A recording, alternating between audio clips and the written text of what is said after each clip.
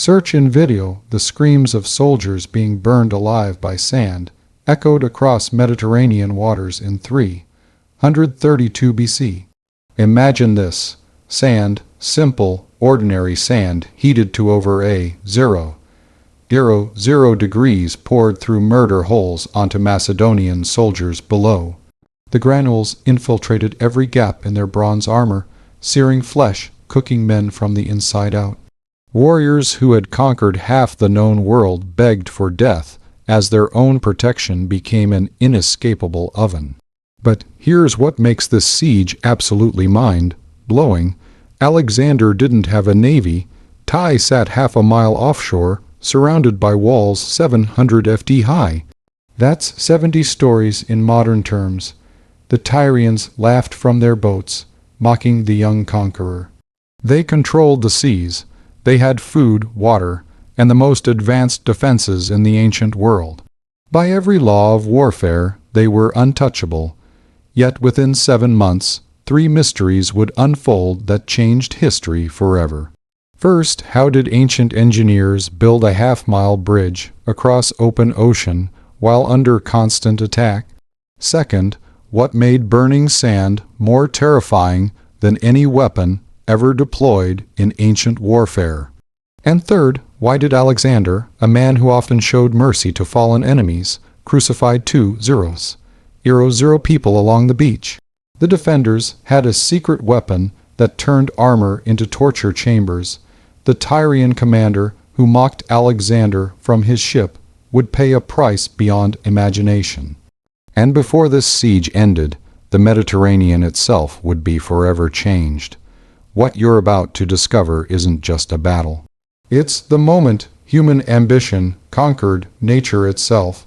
If you're fascinated by the untold stories of history's most decisive battles, where engineering genius meets human brutality, hit that like button and subscribe for more epic war content. Ring the notification bell, because what I'm about to reveal will change how you see ancient warfare. Now, let me take you back to 332 BC. Let me set the stage for the siege that defied nature itself. Alexander of Macedon, just 23 years old, had already shattered the Persian Empire's western defenses. Fresh from victories at Granicus and Issus, his seemingly unstoppable army marched down the Mediterranean coast. Every city had fallen or surrendered, every city except one, Tai, the jewel of Phoenicia. For 2,500 years, this island fortress had grown fat on maritime trade, its purple dye worth more than gold, its merchants controlling trade routes from Egypt to Anatolia. The city sat like a defiant fist of rock and stone half a mile from the Lebanese coast. Those 700 ft walls weren't just tall. They were engineering marvels built from massive limestone blocks, fitted so perfectly that knives couldn't penetrate the joints. Think about this for a second. Tai had survived Assyrian sieges, Babylonian assaults, and Persian dominion. Even Nebuchadnezzar, destroyer of Jerusalem, had besieged Tai for 13 years and failed. The island produced its own food, collected rainwater in vast systems, and maintained the Mediterranean's most formidable navy, 80 warships that patrolled the waters like predatory sharks. King Asimilos ruled from his palace at the island's heart, confident in Tai's ancient invincibility. When Alexander's envoys arrived in January 332 BC, requesting to sacrifice at the temple of Melkart, whom Greeks called Heracles, Alexander's claimed ancestor, the king made a fatal miscalculation. He offered a compromise. Alexander could sacrifice at the mainland temple in Old Tai, but not on the sacred island itself. What happened next defied 2,000 years of siege warfare. The refusal struck at Alexander's pride and strategic needs equally. Tai served as Persia's primary naval base in the Mediterranean. Persian gold flowed through its treasuries to fund resistance across Greece. As long as Tai stood, Alexander's supply lines remained vulnerable, his conquest incomplete. But how do you besiege an island without a navy? Alexander's fleet consisted of a handful of allied ships, outnumbered 8, one by Tyrian vessels. The water between mainland and island averaged 20 ft deep, impossible for conventional siege weapons. Every military advisor in Alexander's camp must have thought their king had finally found an impossible target. Alexander the God King, as he'd begun calling himself after the oracle at Sewa, stood on the shore studying the defiant island. The merchant princes of Ty had calculated that geography made them invulnerable. They hadn't calculated on facing a man who believed himself descended from gods and destined to conquer the world. "If Ty won't come to me," Alexander reportedly said, his heterochromatic eyes, one blue, one brown, gleaming with dangerous inspiration, "then I'll bring the land to Ty." The Macedonian engineers exchanged worried glances. Their king had just proposed the impossible, building a causeway across half a mile of open ocean under enemy naval attack to reach the most fortified city in the known world. It wasn't a plan, it was madness that somehow sounded like genius. Nobody expected what came next, not even Alexander's own generals. The young conqueror ordered the complete demolition of old Tyre on the mainland. Every stone, every timber, every handful of earth would serve his purpose. The ancient city would die to build a bridge of conquest. But how do you besiege an island without a navy? You change the rules of nature itself. Alexander's veterans, 30,000 men who had marched from Macedonia through Anatolia, hardened by victories over forces 3 times their size, now faced their strangest battlefield yet. These were soldiers who had charged Persian cavalry at Granicus while outnumbered 5 to 1, who had shattered the immortals at Issus. Their engineers had breached the walls of Metis and Halicarnassus, but building a bridge across the sea while under attack, this bordered on divine madness. The Macedonian force comprised elite units, the companion cavalry, though useless in a naval siege, the deadly Macedonian phalanx with their 18 sisses. Cretan archers renowned for their accuracy, and most crucially, the siege engineers who had perfected the art of wall-breaking under Alexander's father, Philip Roman II. On the island 40,000 Tyrians prepared for siege, not just soldiers, but every able-bodied citizen. The city's defenses represented 25 centuries of accumulated wisdom.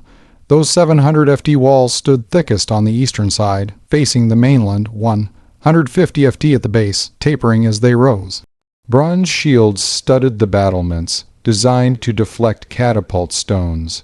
Murder holes allowed defenders to rain death on attackers below. But here's where it gets insane. The Tyrians possessed weapons most armies couldn't imagine. Besides conventional arrows and stones, they had prepared massive bronze cauldrons for heating sand, a defense so horrific that ancient historians struggled to describe its effects. They'd stockpiled chains to entangle siege engines, grappling hooks to overturn ladders, and most importantly, they commanded the seas. Alexander's solution stunned his own generals. He ordered the systematic destruction of old Ty, that ancient mainland settlement. But the true genius lay in what came next. Lebanese cedar, the same legendary wood Solomon used for his temple, would form the skeleton of his impossible bridge. Teams of engineers scoured the coastal forests, selecting trees 40 ft tall with trunks 2 ft thick. Here's what made Alexander different from every conqueror before him. Where others saw obstacles, he saw materials. The demolished stones of old Tyre became fill. The mighty cedars became pilings.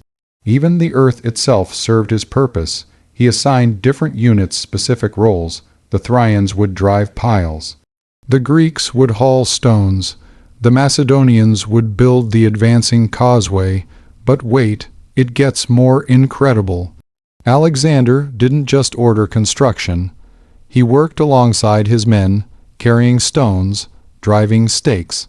When Tyrian boats approached to mock the laboring soldiers, the young king stood visible on the growing mole, daring them to attack.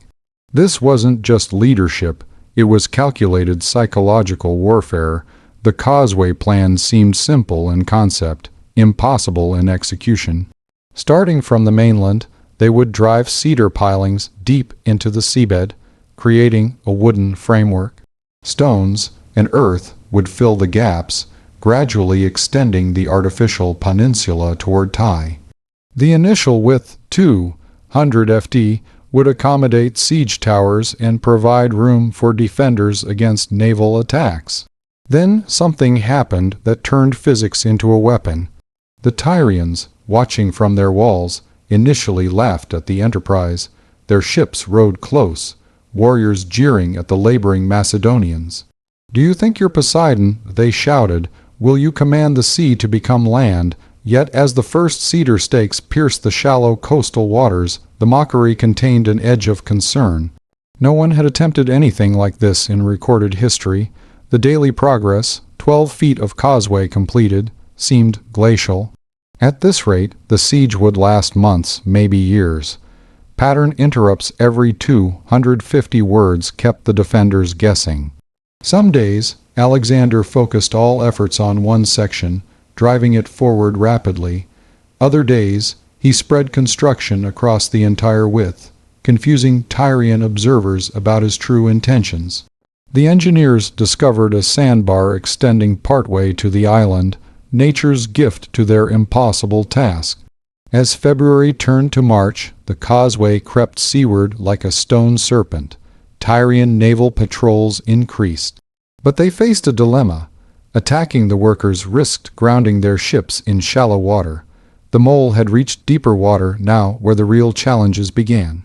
20 ft depths required longer pilings, more fill material, greater engineering precision. The Tyrians prepared their response.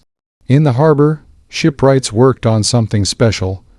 Vessels designed not for combat but for destruction. They packed aged transport ships with dry wood, pitch, sulfur, and anything flammable. These fire ships would soon demonstrate why Ty had survived 25 centuries. First stake driven into the seabed would unleash 7 months of hell. Day by day, the impossible took shape. Macedonian engineers working in shifts that lasted from dawn to dusk developed a rhythm of construction that defied belief. First came the pile drivers, massive wooden frames operated by 20 men, slamming 40 ft cedar trunks through water into bedrock below. The sound echoed across the water, thoom, doom, doom, a heartbeat of conquest that never ceased. Here's what made this engineering feat extraordinary. Each piling had to be precisely placed, too close together, and they'd split under pressure, too far apart, and the fill material would wash away. The engineers used weighted ropes to measure depth, calculating the exact length needed for each stake to reach solid ground, while leaving enough above water to support the causeway. What happened next defied 0 years of siege warfare. As the mole extended beyond shallow water, Tyrian ships began probing attacks. Small, swift vessels would dart in at dawn, archers loosing arrows at the workers before retreating beyond retaliation range. Alexander responded by positioning his Cretan archers on completed sections, creating a deadly crossfire zone. The construction technique itself bordered on genius. Workers would drive 2 parallel rows of pilings approximately 30 ft apart. Between these wooden walls they dumped stones, first massive blocks from old Tyre's demolished walls as foundation, then smaller rubble as fill. Earth and sand packed the gaps, gradually creating solid ground where ocean had ruled for millennia. But the sea fought back. Spring storms in the eastern Mediterranean could generate 15 ft waves. The first major tempest struck in early March, just as the causeway reached deeper water. Macedonian soldiers watched in horror as waves crashed over their work, washing away tons of fill material. Pilings groaned under the assault, some snapping like twigs.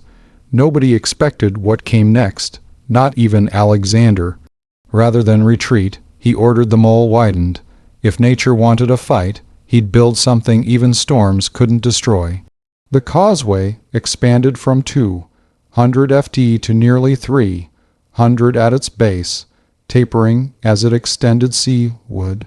This meant triple the materials, triple the labor, but it created a structure that could withstand Mediterranean fury. The underwater engineering details reveal ancient innovation at its peak. Divers, mostly Greek sponge hunters, recruited from nearby islands, worked in shifts to clear obstacles from the seabed. They reported eerie discoveries. Ancient anchors from ships wrecked on Tyre's defenses, human skulls from forgotten naval battles, and most disturbing, evidence that the Tyrians were placing underwater obstacles.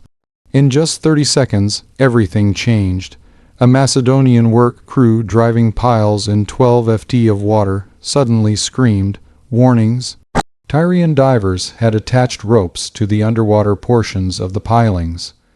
When ships pulled these ropes, entire sections of carefully placed cedars toppled like dominoes. Days of work vanished in moments. Alexander's response demonstrated tactical brilliance. He ordered the construction of floating barriers, logs chained together to protect work areas from both ships and divers. Macedonian soldiers with long spears patrolled these barriers, ready to strike at any Tyrian swimmer who approached. The construction site became an armed camp advancing across water. By late March, the causeway had reached the halfway point, 300 ft from shore. Here, the water depth approached 20 ft, and Tyrian naval attacks intensified, but patterns emerged in their assaults. Morning attacks came from the north harbor, afternoon raids from the south. Alexander positioned his siege engines accordingly, turning construction equipment into defensive weapons. The wooden stake technique underwent constant refinement. Engineers discovered that driving piles at slight angles, creating an inverted V shape, provided superior stability against lateral wave pressure. They developed a coating of pine tar mixed with sand that protected the cedar from marine borers. Every challenge sparked innovation. Then, physics itself became the enemy. As the causeway extended, it began affecting local currents. Water that normally flowed freely between island and mainland now funneled through the remaining gap with increased force. This accelerated erosion threatened to undermine everything they'd built. The solution: more mass. Alexander ordered every available stone within 10 mi brought to the growing mole. What followed wasn't warfare, it was alchemy of death in preparation. While Macedonians labored on their bridge, Tyrian craftsmen prepared their special weapons. The sand, ordinary beach sand, filled massive bronze cauldrons. Beneath these, fires burned day and night, raising the temperature beyond imagination. Test drops on condemned criminals proved the weapon's horrific effectiveness, but Alexander had one more card to play. As April arrived, word spread through the Mediterranean. The great Alexander needed ships. Suddenly, former enemies became allies. The kings of Cyprus, fresh from Persian liberation, sailed their fleets to join the siege. Phoenician cities already conquered provided vessels. The Macedonian naval disadvantage began reversing. The Tyrans watched this gathering storm with growing alarm.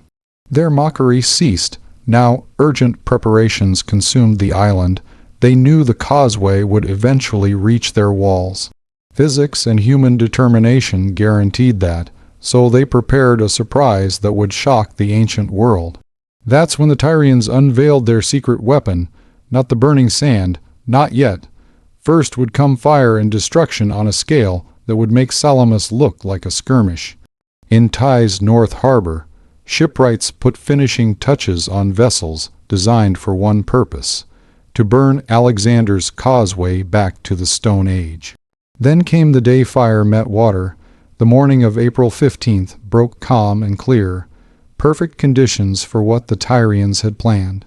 From the North Harbor, 2 converted transport vessels emerged, but these weren't ordinary ships. The Tyrians had transformed them into floating bombs. Their decks piled high with dried cedar shavings, broken furniture, anything that would burn. Clay pots filled with sulfur and pitch lined the rails. Most ingeniously, they'd extended the yard arms and hung cauldrons of oil, ready to spill onto the flames below. Alexander stood on his nearly complete causeway, now stretching 1,600 ft toward Ty, watching through the morning haze. Something felt wrong. The Tyrian vessels approached slowly, too slowly for an attack. Then he saw the smoke wisping from their decks and shouted the alarm, "Fire ships." But here's where it gets insane. The Tyrians had calculated everything perfectly. They'd waited for the morning wind that blew from island to mainland. As Macedonian soldiers scrambled to defensive positions, the skeleton crews on the fire ships lit their cargo and leaped into rescue boats. The inferno spread instantly, transforming both vessels into 100 ft torches, bearing down on the wooden siege towers at the causeway's end. The collision shook the entire mole. Flaming oil cascaded everywhere, igniting the tar-covered pilings, the wooden defensive barriers, the siege towers themselves. Macedonian soldiers faced an impossible choice: stay and burn or leap into 20 ft of water wearing bronze armor. Many chose the water. Few survived that choice. What happened next defied 2-0 years of siege warfare. As flames consumed months of work, Tyrian warships emerged from both harbors simultaneously. While Macedonians fought the fire, Tyrian marines landed on undefended sections of the causeway, systematically destroying equipment and killing engineers. Archers in the ships picked off anyone who tried to organize resistance. The wooden stakes that held everything together became fatal weaknesses. Fire raced along the tar-covered pilings like demonic serpents, weakening the entire structure. Sections of causeway began collapsing, spilling stones and screaming men into the Mediterranean. By noon, the 1,600 ft engineering marvel had been reduced by a third, with flames still spreading. Alexander's rage became legendary. Plutarch writes that the young king tried personally leading a bucket brigade before his bodyguards physically restrained him. Watching his great work burn, he made a decision that would echo through centuries. He would rebuild, stronger than before, and Ty would pay in blood for this defiance. But wait, it gets worse. As April turned to May, the rebuilding proceeded with grim determination. This time, Alexander widened the causeway to 400 ft at its base, used stone wherever possible instead of wood, and installed protective barriers every 50 ft to prevent fire from spreading. The work proceeded faster now. His men had learned from experience, and reinforcements poured in from across his empire. That's when genius became madness. Rather than simply rebuilding, Alexander transformed the entire approach. He positioned catapults on the completed sections, maintaining constant bombardment of Tyre's walls. He rotated fresh troops in weekly, preventing exhaustion. Most brilliantly, he varied construction times, sometimes working at night by torchlight, sometimes pausing for days to lull defenders into complacency. By late May, the causeway neared Tyre's walls. The gap had shrunk to less than 200 ft. That's when the Tyrians revealed their true secret weapon, the innovation that would haunt soldiers for generations. This single moment broke every rule of ancient combat. As Macedonian siege towers finally came within range of the walls, Tyrian defenders appeared at the battlements carrying not spears or arrows, but massive bronze shields. Behind these shields, other soldiers maneuvered strange devices, long poles with buckets attached. The Macedonians, veterans of a dozen sieges, had never seen anything like it. The first attack came at dawn. Macedonian assault troops, protected by mobile sheds called tortoises, approached the walls. Suddenly, the buckets tipped, and glowing sand poured down like diabolic rain. The The screaming began instantly. This wasn't ordinary hot sand. The Tyrians had perfected a mixture of sand and tiny metal shavings, heated to over 200 degrees in specially designed furnaces. The horror defied description. The sand infiltrated every gap in armor, neck joints, armholes, between plate segments. Unlike boiling oil or molten lead, which killed quickly, the sand continued burning as it worked deeper into flesh. Soldiers clawed at their armor, begging comrades to strip it off, but the heated metal burned anyone who tried to help. But then something happened that turned physics into a weapon. The sand didn't just burn, it fused with bronze when hot enough, creating areas where armor literally welded to flesh. Men who survived the initial agony faced slow death as the retained heat cooked them from inside. The Cretan archer Manandanda, according to contemporary accounts, threw himself from the causeway rather than endure the torture, screaming that drowning was mercy compared to the sand. The psychological impact shattered Macedonian morale. Hardened soldiers who had charged Persian scythe chariots without flinching now refused orders to approach the walls. The assault ground to a halt as officers tried to devise countermeasures. Some suggested thick leather coverings. Others proposed fighting naked to prevent sand accumulation. Nothing worked. The sand penetrated everything, found every weakness. This is where the story takes a genuinely horrific turn. A Macedonian captain named Adetus led a desperate nighttime raid to destroy the sand heating furnaces, scaling the walls with 30 picked men. They fought through Tyrian guards only to discover the terrible truth. The defenders had dozens of furnaces spread throughout the city with tons of sand already prepared. Admatus and his men were captured, and at dawn the Tyrians demonstrated their weapons' effectiveness by slowly executing them with burning sand in full view of the Macedonian army. Alexander faced his darkest hour, his causeway complete but unusable, his men terrified of the walls, his siege stalled. Lesser commanders might have negotiated, but Alexander possessed that dangerous combination of genius and megalomania. He devised a three-pronged solution that would transform siege warfare forever, but the Tyrians had one final surprise. As May became June, they unveiled modified versions of their sand weapon, mobile furnaces on wheeled platforms that could be repositioned quickly, buckets on counterweight arms that could fling burning sand 30 ft beyond the walls, even hollow arrows filled with the diabolic mixture. The island fortress had become a factory of innovative death. History pivoted on what happened next. Alexander's fleet, now numbering over 200 ships from allied cities, implemented a total blockade. No supplies reached Ty.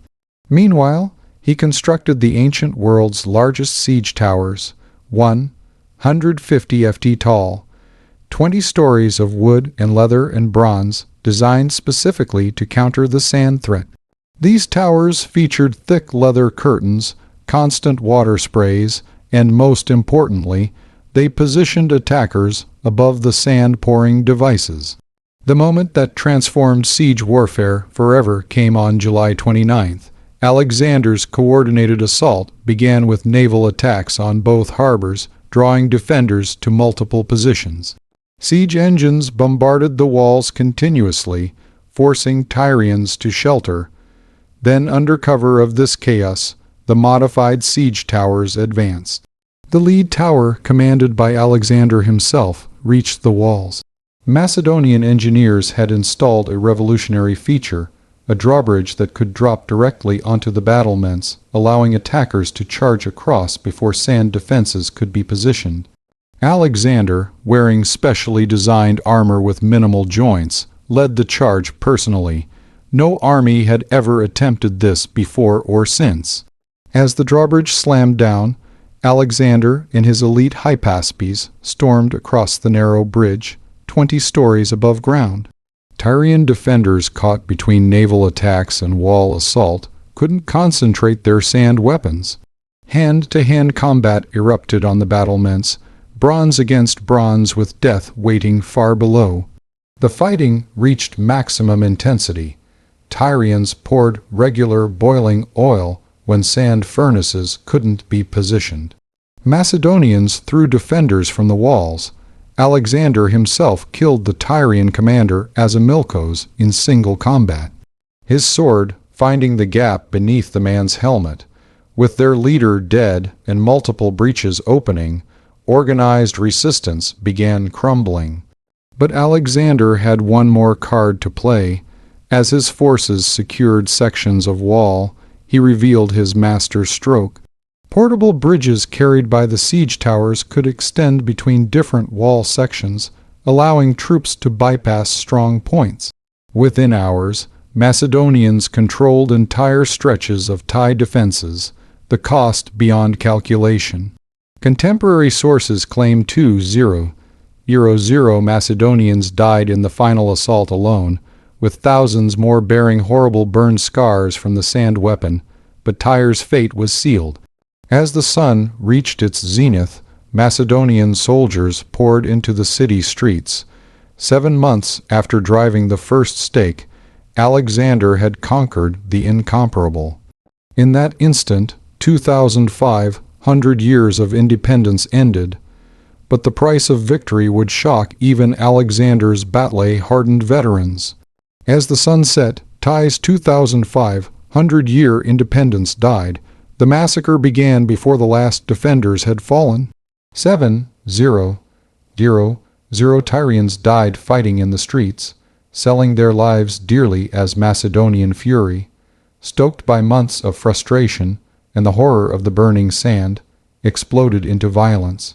Soldiers who had shown mercy at previous sieges now killed without hesitation. The screams echoing through Ty's narrow alleys weren't battle cries, but the sounds of systematic slaughter.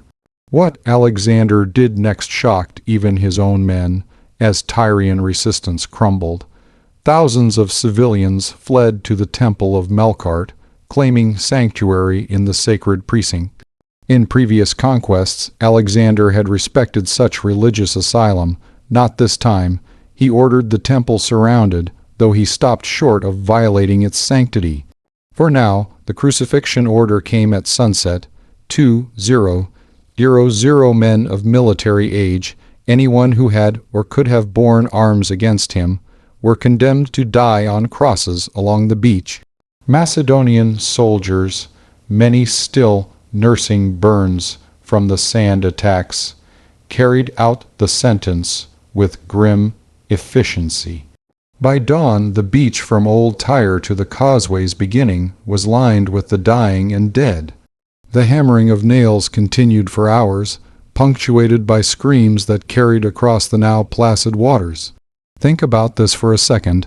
Alexander, educated by Aristotle, heir to Philip's relatively civilized warfare, had descended into barbarity that shocked the ancient world. The young king who had wept over his enemy, Darius's betrayal, now walked among 2-0 crosses without flinching, stepping over pools of blood as if touring a conquered marketplace. 30 souls entered slavery that day, families torn apart on the docks as merchants bid on human cargo. A mother reaching for her child as Syrian traders dragged him toward their ships. Old men who had spent lives building Tyre's prosperity now wore chains destined for mines in Thrace. The slave markets from Egypt to Athens flooded with Tyrian captives, the price of human flesh dropping from oversupply. But then physics itself became the enemy of mercy. The Carthaginian envoys present for the festival of Melkart, when the siege began, had witnessed everything. These representatives of Tyre's greatest colony watched their mother city die. Unable to help, Alexander, in a calculated show of diplomatic courtesy, granted them safe passage, but with a message. Tell Carthage what happens to those who defy Alexander. The temple refugees presented a final dilemma. 15-0 civilians huddled in Melkart's precinct, including women and children. Alexander's rage had cooled enough to recognize that massacring temple supplements would turn even allies against him. He declared general amnesty for these survivors, though they too faced slavery. The irony wasn't lost on anyone. Alexander had begun this siege requesting to worship at this very temple. Personal stories emerged from the carnage. The Tyrian commander, Asimilos, hadn't died in the wall battle as initially believed, captured while trying to organize final resistance. He was brought before Alexander, the man who had mocked Macedonian efforts from his ships, who had orchestrated the burning sand defense, now knelt before his conqueror. That's when genius became madness in its purest form. Alexander ordered Asimilkos tied to a chariot and dragged around the city walls, a deliberate echo of Achilles' treatment of Hector in the Iliad. But unlike the mythical hero who eventually returned his enemy's body for proper burial, Alexander left Asimilkos' mangled corpse for the birds. The man who had defended his city for 7 months was denied even the dignity of a grave. The young Tyrian defender Hamler, barely 16, had led the last stand at Melkart's temple. When Macedonian soldiers breached the sacred precinct's walls, he and 30 companions held the entrance for 6 hours, allowing thousands of civilians to claim sanctuary deeper within.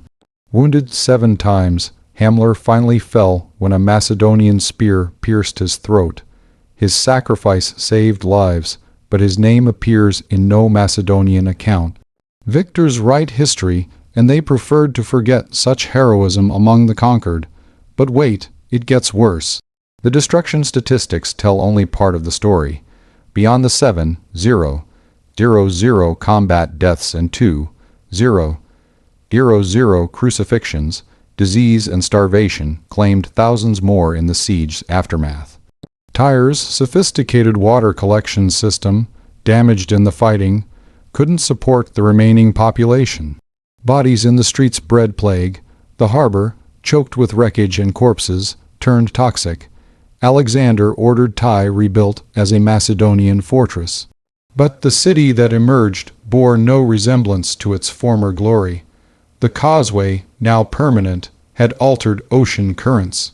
Sand accumulated against the mole, gradually widening it. Within decades, the island had become a peninsula. Alexander had literally rewritten geography. The mole's permanent legacy extended beyond mere land. Tyre's unique position, its inviolability, had depended on water barriers. Connected to the mainland, it became just another coastal city, vulnerable to land-based armies. The purple dye industry, disrupted by war and the loss of skilled craftsmen to slavery, never fully recovered. Phoenician naval supremacy, already waning, received its death blow. Modern echoes haunt the ancient battlefield. Today's Tyre sits atop Alexander's causeway, now expanded to nearly half a mile wide. Fishermen spread nets where Macedonian soldiers once bled. Children play on beaches where 2-0 crosses stood. The great walls exist only in foundation stones, incorporated into later construction. Time healed the physical scars, but the moment when human ambition conquered nature's barriers, that moment echoes still. What you're about to witness is ancient innovation at its most brutal, but the battle's end-birthed consequences Alexander never foresaw. Tyre's permanent connection to the mainland stands today as testament to one man's refusal to accept the impossible. Where once half a mile of open water protected the island fortress, now a bustling peninsula exists. Built quite literally on the bones of Alexander's ambition, modern Tyre spreads across the ancient causeway, its apartment buildings and shops resting at top Macedonian engineering. The siege revolutionized warfare in ways Alexander couldn't have foreseen. His massive mobile towers inspired generations of military engineers. The coordinated land-sea assault became the template for every major coastal siege afterward. But perhaps most significantly, Ty proved that no position was truly impregnable if you were willing to pay the price in blood, gold, and human ingenuity.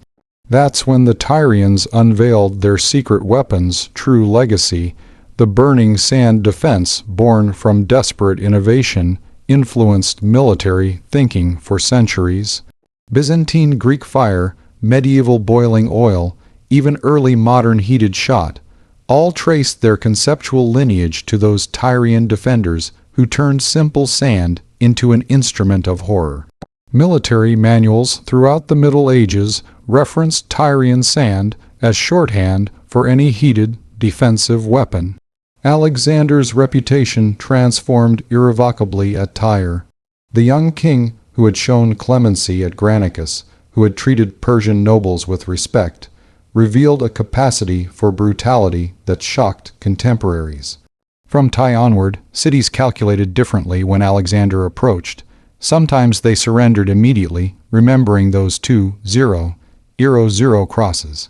Other times, they fought with desperate fury, knowing mercy was no longer guaranteed.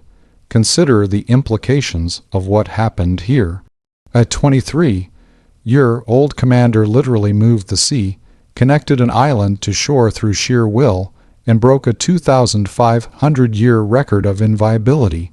If Ty could fall, what couldn't? This psychological impact rippled across the ancient world. Defensive strategies that had worked for millennia suddenly seemed obsolete. The engineering legacy proved double-edged.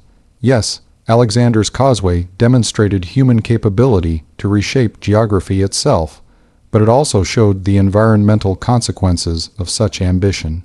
The altered currents changed local ecosystems. Fishing patterns, unchanged since the Bronze Age, shifted overnight. The harbor that had sheltered Phoenician trade for millennia silted up within centuries. Modern Tyre, built entirely on Alexander's causeway, embodies this permanence. Aerial photography reveals the ancient mole's outline, now expanded through centuries of accumulated sand and construction. Where Macedonian soldiers once drove cedar stakes into resisting seas, Lebanese families picnic, where burning sand poured from murdered walls. Tourists photograph Mediterranean sunsets, but the philosophical reflection cuts deeper. Tyre represents the moment when impossible became merely difficult, when human ambition refused to accept natural boundaries. Every massive engineering project since, from Roman aqueducts to modern tunnel systems, carries DNA from that 7-month siege. Alexander proved that with enough determination, resources, and willingness to pay the human cost, even geography could be conquered. 30-0 men changed geography itself, but at what price? 7-0 dead in combat, 2-0 crucified, 30-0 enslaved. An ancient civilization ended. The causeway remains, testament to human achievement and human cruelty intertwined. In conquering the unconquerable, Alexander revealed both the heights of human ingenuity and the depths of human brutality. The lesson remains as relevant today as it was 23 centuries ago. The same brilliance that solves impossible problems can unleash unimaginable suffering. Tyre fell not to superior morality or divine favor, but to the dangerous combination of genius, determination, and the willingness to pay any price for victory. The causeway stands eternal, a bridge built of innovation and bones, forever linking ambition to its consequences.